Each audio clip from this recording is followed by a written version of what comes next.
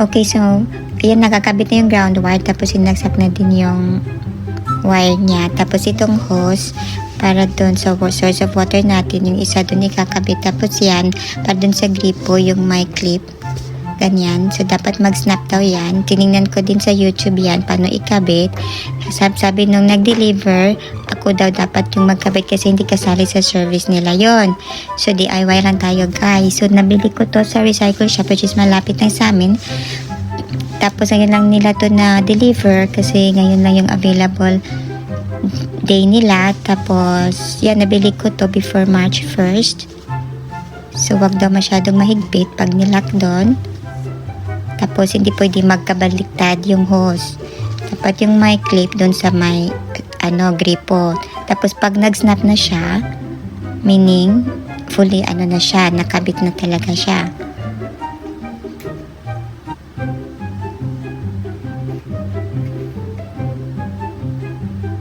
And after a while, test natin kung may,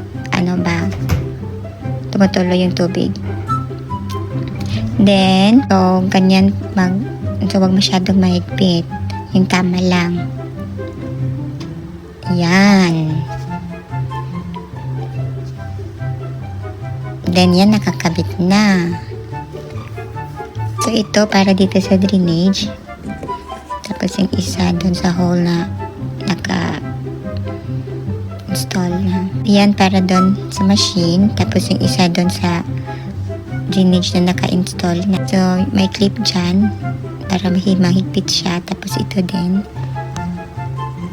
Tapos, test natin. I-open natin yung faucet kung may tulo ba. So, ginamit ko yung labahin ko. Just in case may tubig na lalabas. So far, so good. Yay, it's dry. So, I'm doing a test run now. Walang lamang damit yan. Just water lang. Kung gumagana ba yung machine, tsaka yung drainage din niya kung walang leak.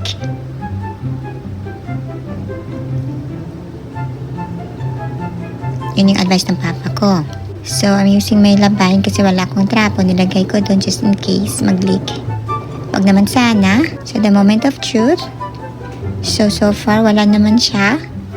Which is a good thing. So, maayos yung pagka-install natin. So, tinest ko din to kasi may binili akong stand for the, yun, walang tulo. So, walang basa. Sabi daw, itatouch daw doon kung may tubig na tutulo. So, may binili din akong stand para sa washing machine kasi wala siyang plate. Hindi katulad ng ibang bahay, yung mga old houses na may plate na, which is safe siya pag mag-leak. So, itong bahay na to wala. So, I bought sa Amazon yung 4 na parang legs lang para easy to carry kung saan ako lilipat if ever. Pwede ko rin siyang mauwi sa Pinas.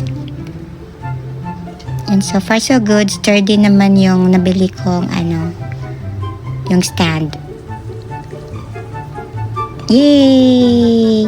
So ayan. So medyo nag-shake siya ng konti. Tapos pag lumakas na yung niya, nag-steady naman siya. So I'm happy with the result. So dito buong time talaga ko siyang binantayan. Kasi nga yung binili kong stand bago din, hindi ko alam kung kakayanin niya pag nag-spin na.